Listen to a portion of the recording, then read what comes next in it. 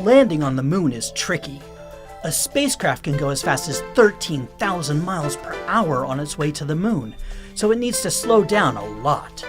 But in space, there is no friction, which means scientists must come up with the other ideas for spacecrafts to hit the brakes. One method is firing small rockets in the opposite direction the spacecraft is moving. This creates a push that will slow the rocket down. Once the lander enters the atmosphere, air resistance comes into effect, and parachutes can be deployed to slow the spacecraft down even further. The spacecraft needs to land as gently as possible. It has living astronauts inside, not crash test dummies. Shock absorbers are designed to absorb the energy of an impact. When you jump off a high step, you bend your back and knees when you land. That's because they're your body's natural shock absorbers. Springs are also a good shock absorber. So are soft things, like mini pom-poms. We challenge you to design and build a landing craft with enough shock absorption to protect one astronaut when they land.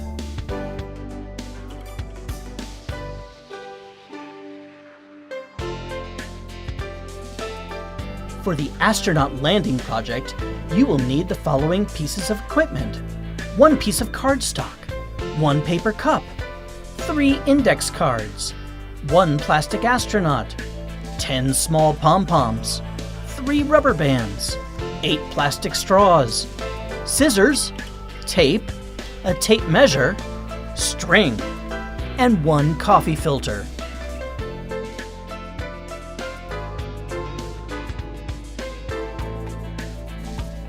Think about how to build a spacecraft that can absorb the shock of a landing so that the astronaut will safely stay inside the cabin. What kind of shock absorber can you make from these materials that can help soften a landing?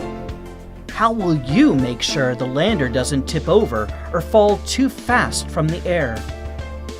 Think about how to build a spacecraft that can absorb the shock of a landing so that the astronaut will safely stay inside the cabin.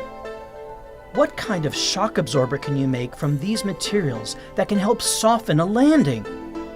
How will you make sure the lander doesn't tip over or fall too fast through the air?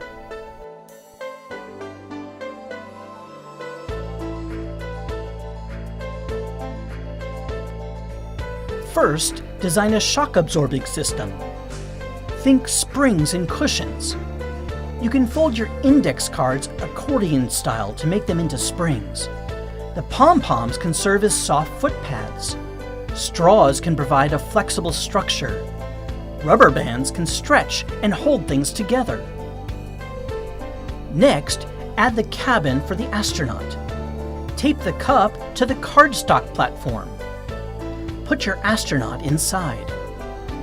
Keep in mind, the cup must stay open.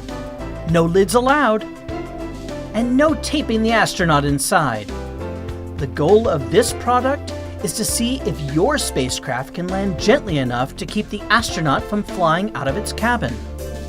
Finally, once your lander is put together, add the parachute. This will play the biggest role in slowing down the lander before it hits the ground.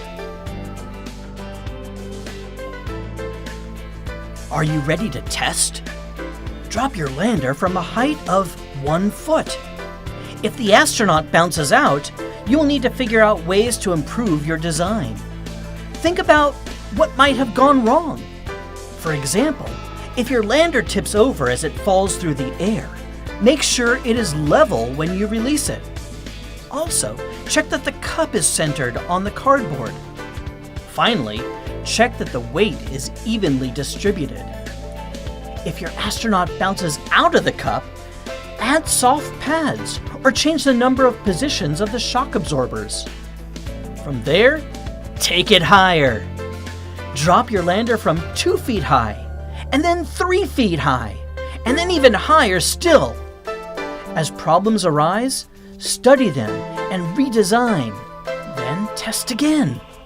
If your lander is falling too fast, think about how to improve the parachute design.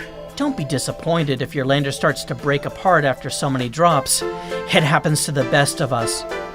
If your lander works best when dropped from a lower height, that's okay too.